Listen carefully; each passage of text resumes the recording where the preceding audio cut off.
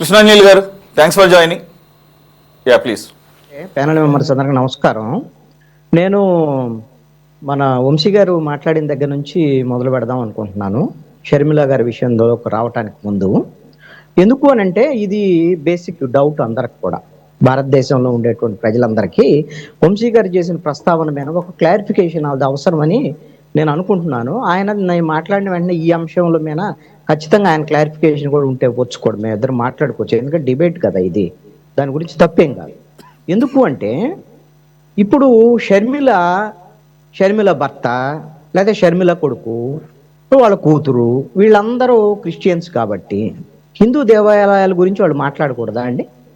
భారతదేశంలో ఏ పౌరుడైనా సరే తన ఇష్టం వచ్చినటువంటి మతాన్ని ఆచరించేటువంటి హక్కు, అధికారం రాజ్యాంగం కల్పించింది. మరి ఇప్పుడు సనాతనిగా ప్రకటించుకున్నటువంటి పవన్ కళ్యాణ్ హిందువులకు సంబంధించినటువంటి అంశాలే మాట్లాడాలా? ఆయనేం కాదు కదా, అన్ని మతాలకు సంబంధించినటువంటి అంశాలు మాట్లాడతారు. ఆయన జనసేన కాకపో జనసేన అనే పాయింట్ కాదు ఇక్కడ. షర్మిల పిసిసి అధ్యక్షురాల లేదనే పాయింట్ సంగతి తర్వాత. అసలుకి ఆవిడ క్రిస్టియన్ అయినంత మాత్రాన హిందూ దేవాలయాలకు సంబంధించినటువంటి ఒక అంశాన్ని మాట్లాడటానికి అది అనర్హత. ఇప్పుడు చంద్రబాబు నాయుడు అదేవిధంగా వాళ్ళ కొడుకు, లేకపోతే వాళ్ళ సతీమణి, లేకపోతే వాళ్ళ కోడలు, వీళ్ళందరూ హిందూ ధర్మాన్ని పాటిస్తారు. అది వాళ్ళ ఇష్టం అయినప్పుడు ఇక క్రిస్టియన్ల గురించి, ముస్లింల గురించి మాట్లాడటానికి మీకు హక్కు లేదని అంటాము మనం? ఇది భారతదేశంలో వాళ్ళు ఏ మతాన్ని ఆచరించినా సరే రాజకీయపరమైనటువంటి అంశాలు కావచ్చు, సాధారణమైనటువంటి పౌరులుగా కూడా అన్ని అంశాలని డిబేట్ చేయొచ్చు. ఈ అంశాన్ని ముందు ప్రాథమికంగా మనం ఒకటి గమనించాలి. అందుకని షర్మిల నేపథ్యం ఏమిటి, ఆవిడ గుళ్ళు గురించి మాట్లాడిన దాంట్లో ఏమీ అభ్యంతరం పడాల్సినటువంటి అవసరం లేదు అనేటువంటిది. ఇక రెండవది, విఠల్ గారు మాట్లాడారు. ఈ మొత్తం మీరు ఒక్కసారి గమనిస్తే దక్షిణ భారతదేశంలో కూడా మతపరమైనటువంటి రాజకీయాలు కావాలి, ఇక్కడ మతపరమైనటువంటి రాజకీయ ఘర్షణలు కావాలి. హిందువులు, హిందువేతరులు, హిందూ ముస్లింలు కానివ్వండి, హిందూ క్రిస్టియన్లు కానీ ఇలా విడిపోవాలి, హిందువులు అనే ఓటర్లు పోలరైజ్ కావాలి అని ఆశపడేటువంటి వాళ్ళు, అలాంటి ప్రయత్నం చేసేటువంటి వాళ్ళు, అలాంటి రాజకీయాల వల్ల లాభాలు పొందాలి అనేటువంటి వాళ్ళు, అలాంటి ప్రయత్నాలు చేసేటువంటి వాళ్ళు ఎవ్వరు అని అడిగితే సింపుల్గా చిన్నపిల్లగాడిని అడిగినా చెబుతారు అది బీజేపీ. దాంట్లో ఎటు సందేహం ఉంది? కాబట్టి వీళ్ళు ఒక ప్రయత్నం చేశారు ఆల్రెడీ పవన్ కళ్యాణ్ ద్వారాగా. సనాతన ధర్మము, హిందూ ధర్మాలకు సంబంధించినటువంటి వ్యవహారంలో నష్టం జరుగుతుంటే ఎవరు మాట్లాడలేదని రెచ్చగొట్టేటువంటి ప్రయత్నాలు, ఇలాంటివన్నీ ఇక్కడ గుళ్ళు సంబంధించినటువంటి మెట్లు గడగటాలు, అదేవిధంగా వారాహి డిక్లరేషన్ అని తిరుపతికి వెళ్ళి ఇవన్నీ కూడా చేశాడు. ఎన్ని చేసినా వీళ్ళు ఇంకా చేశారు. వైఎస్ఆర్ కాంగ్రెస్ పార్టీ అధికారంలో ఉన్నప్పుడు టిప్పు సుల్తాన్ విగ్రహాలు పెట్టడానికి వీల్లేదు అని కడప జిల్లాలో మన తులసిరెడ్డి గారికి తెలుసు, అక్కడ ఉద్యమాలు చేశారు. వీళ్ళేమో కర్ణాటకలో టిప్పు సుల్తాన్ విగ్రహాలు వీళ్ళు సపోర్ట్ చేస్తారు, వీళ్ళ గవర్నమెంట్. వీళ్ళ రాజకీయాల గురించి నేను చెప్తున్నాను. ఈ మొత్తము ఈ షర్మిల లేవనెత్తినటువంటి అంశంలో ఇక్కడ విన్ విన్ సిచ్యువేషన్, అంటే ఇద్దరికీ లాభం ఉండేటువంటి రాజకీయాన్ని మొదలు పెట్టారు. ఇది ఎవరు అని అంటే కూటమికి సంబంధించినటువంటి వాళ్ళే ఇదంతా. ఎవరు అంటే షర్మిల కూడా ఈ రాజకీయంలో చాలా వ్యూహాత్మకంగా భాగస్వామ్యం అయ్యారు. ఎందుకు అనంటే ఆవిడ ఈ సంవత్సరంన్నర కాలంలో షర్మిల ఎప్పుడూ కూడా ఈ కూటమి ప్రభుత్వం మీద, ఆవిడ కాంగ్రెస్ పార్టీకి ఎవరు ప్రత్యర్థి ఆంధ్రప్రదేశ్లో అంటే ఎవరైతే బీజేపీ మొదటి ప్రత్యర్థి కావాలి, ఆ తర్వాత రాజకీయ ప్రత్యర్థులుగా ఉన్నటువంటి అధికారంలో ఉన్న తెలుగుదేశం కావాలి, జనసేన కావాలి. కానీ షర్మిలకి రాజకీయ ప్రత్యర్థి ఎవరయ్యా అంటే జగన్మోహన్ రెడ్డి. ఆయన అధికారంలో ఉన్నా ఆయన ప్రత్యర్థి, ఓడిపోయినా ఆయనే ప్రత్యర్థి. కాబట్టి ఇప్పుడు ఈ సంవత్సరంన్నర కాలంలో ప్రభుత్వ వైఫల్యాల మీద ఏమీ మాట్లాడలేదు, ఎక్కువ మాట్లాడలేదు. అంతా వైసీపీ ప్రభుత్వానికి సంబంధించినటువంటి అంశాల మీద మాట్లాడుతూ వచ్చారు. జగన్మోహన్ రెడ్డి టార్గెట్ చేశారు. అది ఆవిడకి సంబంధించినటువంటి ఆవిడ ఆస్తుల గొడవలు, ఆవిడకు ఉండేటువంటి వ్యక్తిగతమైన వ్యవహారాలు ఇవన్నీ ఉన్నాయి. అయితే ఈ విషయంలో కూటమి షర్మిలకి ఇద్దరికి ఉపయోగపడేటువంటి అంశాలుగా ఎలా అంటే ఈ అంశం మీద ఒక చర్చ రావటం ద్వారాగా ఇది హిందూయేతరులకు సంబంధించినటువంటి అంశం, అది కూడా దళితులకు సంబంధించినటువంటి అంశాల మీద ఒక చర్చ రావటం ద్వారాగా ఇది హిందూ మతపరమైనటువంటి అంశాలకు సంబంధించి ఆంధ్రప్రదేశ్లో కూడా మతపరమైన రాజకీయాలలో మతపరమైన అంశాల మీద చర్చకు వచ్చేటువంటి విధంగా చేయటంలో ఈ రోజు ఆనం రామనారాయణ రెడ్డి రెస్పాండ్ అయినా, లేకపోతే బీజేపీకి సంబంధించినటువంటి భానుప్రసాద్ ఎవరో వాళ్ళు ఉన్నారు, భానుప్రకాష్, ఇలాంటి వాళ్ళు రెస్పాండ్ అయినా వీళ్ళ యొక్క నేపథ్యం ఏంటి అని అంటే మతపరమైనటువంటి అంశాలని రాజకీయం చేయటం ద్వారాగా ఆంధ్రప్రదేశ్లో కూడా ఈ మతపరమైన విభేదాలు రెచ్చగొట్టాలనేటువంటి ప్రయత్నం. దీంట్లో షర్మిలకు వచ్చే లాభం ఏంటి అని అంటే ఈ విధంగా మతపరమైనటువంటి అంశాల మీద రాజకీయం ఈ మాట్లాడినందువల్ల ఒకవేళ ఇలాంటి అంశాలన్నీ చర్చకొస్తాయి, వాళ్ళ కుటుంబ నేపథ్యాన్ని తీసుకొస్తారు, ఇవన్నీ ముందే తెలుసు షర్మిలకి.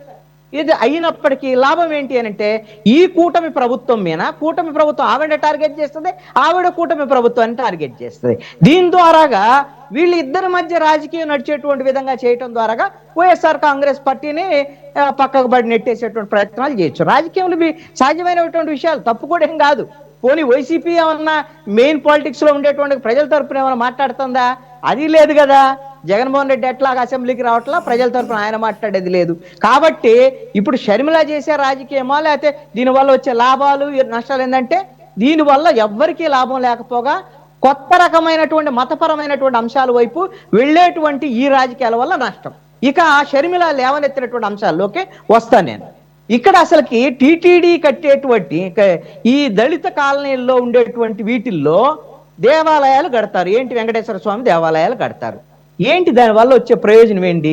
ఇంతకుముందు వైఎస్ఆర్ కాంగ్రెస్ పార్టీ ఉన్నప్పుడు కూడా, బొమ్మన కరుణాకర్ రెడ్డి ఉన్నప్పుడు, లేకపోతే అంతకుముందు కూడా దళిత గోవిందం ఇలాంటి అని దళిత కాలనీలో ఈ విధమైనటువంటి వెంకటేశ్వర స్వామి గుళ్ళు లేకపోతే గుళ్ళు పునరుద్ధరణ ఇవన్నీ చేశారు. ఏంటి ప్రయోజనము? మాల వెంకటేశ్వర స్వామి తయారవుతాడు, లేకపోతే మాదిగ వెంకటేశ్వర స్వామి తయారవుతాడు. ఆ గుళ్ళోకి వాళ్ళు తప్ప ఎవరు పోరు, వేరే వేరే వాళ్ళు రారు. ఈ వీళ్ళని ఎలాగో వేరే గుళ్ళోకి రానేట్లు, ఊళ్ళో ఉన్న గుళ్ళోకి, ఇప్పుడు గుళ్ళోకి వెళ్ళటం అనేది రైట్ కదండి. ఒక గుడి అనేటువంటిది సామాజిక పరమైన దేవుడికి సంబంధించినటువంటి అంశము. అది ఏ ఊళ్ళో ఉన్నా లేకపోతే ఇంకో చోట ఉన్నా ఏ గుళ్ళోకైనా ఎవరైనా పోవచ్చు. ఇది రాజ్యాంగం చెప్తున్నటువంటి అంశం. అది సామాన్యమైనటువంటి దళితులకి లేదు, లేకపోతే ఉన్నతమైనటువంటి స్థానాల్లో ఉన్నటువంటి రాష్ట్రపతి వంటి వాళ్లకు కూడా భారతదేశంలో 70 ఏళ్ల స్వతంత్ర భారతదేశంలో రాష్ట్రపతి స్థాయికి వెళ్ళినటువంటి వాళ్ళకు కూడా గుళ్ళల్లోకి వెళ్ళేటువంటి అర్హత లేనటువంటి వివక్షని కొనసాగించేటువంటి పరిస్థితులు ఉన్నాయి. ఇలాంటి పరిస్థితుల్లో వీళ్ళు ఉదారంగా మేమేమో వేలకు వేలు గుళ్ళు దళిత కాలనీలో కడతామట. ఇప్పుడు కృష్ణాంజలి గారు, ఇప్పుడు మీరు చెప్తున్నటువంటి పరిస్థితులు ఇప్పుడు కూడా ఉన్నాయంటారా? ఏమండి మీరు చెప్పండి. అజ్మీర్ దేవాలయంలోకి రామనాథ్ కోవిందుని వెళ్ళనీయకపోతే ఆయన మెట్ల మీద కూర్చొని పూజలు చేసినటువంటి మాట వాస్తవమా అవాస్తవమా? అదేవిధంగా పార్లమెంటుకు సంబంధించినటువంటి మన కొత్త పార్లమెంటుకు సంబంధించినటువంటి మొత్తం ప్రారంభోత్సవానికి మన రాష్ట్రపతి ద్రౌపది ముర్ముకి ఇన్విటేషన్ ఉందా? ఏంటిది? ఇది వివక్ష కాకుండా ఏమనాలి? ఇప్పుడు ఉందా లేదంటే ఇప్పుడు కూడా ఉంది. అనేక రూపాల్లో అన్ని ప్రాంతాల్లో అన్ని చోట్ల కొనసాగుతున్నటువంటి పరిస్థితి ఉంది. ఇప్పుడు కులం అనేటువంటి సమస్య అధిగమించలేనటువంటి పరిస్థితుల్లో మతపరమైనటువంటి రాజకీయాలని మళ్ళీ చొప్పించేటువంటి ప్రయత్నాలు చేయటం వల్ల ఇప్పుడు దళిత కాలనీలో గుడులు పెట్టినందువల్ల వచ్చే ప్రయోజనాలు ఏమీ లేకపోగా అదనపు సమస్యలు వచ్చేదానికి అవకాశం ఉంది. ఇక షర్మిల లేవనెత్తినటువంటి అంశం, అయ్యా మీరు టీటీడీ ద్వారా గుడులే కట్టండి. మరి చంద్రబాబు నాయుడు ప్రకటన చేశాడు కదా. చంద్రబాబు నాయుడు ప్రకటన చేసినప్పుడు చంద్రబాబు నాయుడు ముఖ్యమంత్రి కదా, అయ్యా వాళ్ళు గుళ్ళు కడతారు, నువ్వు బడులను ఆ బాత్రూమ్లు కట్టు అని చెప్పేసి చంద్రబాబు నాయుడు అడిగింది. చంద్రబాబు నాయుడు కాకపోతే ఎవరు అడుగుతారు? ఆయన కదా ముఖ్యమంత్రి. చంద్రబాబు నాయుడు ఇప్పుడు ఎగేసుకొని ఇదిగో మేము వేల గుళ్ళు కడుతున్నాం హిందువులు కానీ ఎందుకు ప్రకటన చేశాడు? బీజేపీ వాళ్ళ దగ్గర మెహర్బానీ పొందటానికి. మేము హిందువుల తరపున మాట్లాడుతున్నాం, హిందువుల ప్రతినిధిగా మీకన్నా నేను ఎక్కువగా మీకు సపోర్ట్ చేస్తున్నాను అని ఈ మధ్యకాలంలో మీరు కూడా ప్రస్తావన చేశారు కదా. ఆయన వాళ్ళ అబ్బాయి ఇద్దరు కూడా బీజేపీ కన్నా ఎక్కువగా హిందుత్వాన్ని భుజానేసుకొని మోసేటువంటి ప్రయత్నాలు చేస్తున్నారు. ఎందుకయ్యా అంటే వీళ్ళ రాజకీయ ప్రయోజనాలు, వీళ్ళ భయాలు, వీళ్ళకు ఉండేటువంటి ఇప్పుడు జగన్మోహన్ రెడ్డి ముఖ్యమంత్రిగా ఉన్నప్పుడు బీజేపీ వాళ్ళు చంద్రబాబు నాయుడుకి మంచి స్ట్రోక్ ఇచ్చారు. ఆ విధంగా జగన్మోహన్ రెడ్డి ద్వారా అరెస్ట్ చేయించారు. ఆ తర్వాత చంద్రబాబు నాయుడు వచ్చి పొత్తు పెట్టుకునేటువంటి విధంగా చేశారు. అదే విధంగా ఇప్పుడు చంద్రబాబు నాయుడు నిద్రలో కూడా బీజేపీకి వ్యతిరేకంగా మాట్లాడకుండా ఉండేటువంటి విధంగా ఈ రోజున తయారు చేసుకున్నారు చంద్రబాబు నాయుడిని. రేపొద్దున చంద్రబాబు నాయుడు వారసుడుగా నారా లోకేష్ ముఖ్యమంత్రి అవ్వాలన్నా అక్కడ ఉండేటువంటి నరేంద్ర మోడీ, అమిత్ షాకి సంబంధించినటువంటి ఆమోదం కావాలనేటువంటిది ఇది బహిరంగ రహస్యం. ఇందుకే ఈ విధంగా హిందుత్వ జపము బీజేపీ జపము అయిన కాడికి కాని కాడికి చేస్తున్నారు. మీరు చేసుకోండి, కూటమిలో ఉన్నారు. Okay, కానీ Krishna. రాష్ట్రానికి కావాల్సినటువంటి వాటి మీద ప్రయోజనాలు వచ్చేటువంటి విధంగా వాళ్ళు చేస్తుంది లేదు, ఏమీ Right. లేదు. ఈ విధమైనటువంటి మతపరమైనటువంటి రాజకీయాల విషయంలో మరి Okay. బీజేపీ వాళ్ళు చేసేటువంటి కుట్ర రాజకీయాల్లో చంద్రబాబు నాయుడు కూడా భాగస్వామ్యం అవటం అనేటువంటిది బాధాకరమైనటువంటి విషయం. ఆయన కూడా వాళ్ళు ఉచ్చులో చిక్కుకున్నాడు. అంతకన్నా బాధపడటంగానే చేయగలిగినటువంటి పరిస్థితి ఏమీ లేదు. Right, Krishna. I mean, any counter or any reply or retort? Sir, Vittal garu or Vamsi Krishna garu, you want to add any more?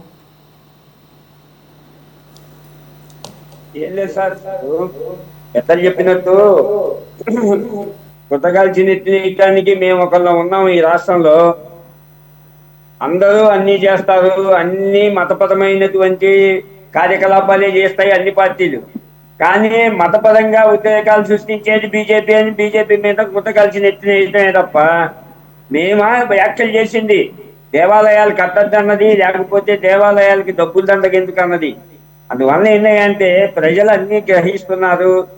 ఏది మతపరమైన పార్టీయో, ఏది ప్రజల కోసం పనిచేస్తున్న పార్టీయో ఈ రోజున దేశవ్యాప్తంగా అందరూ గమనిస్తున్నారు.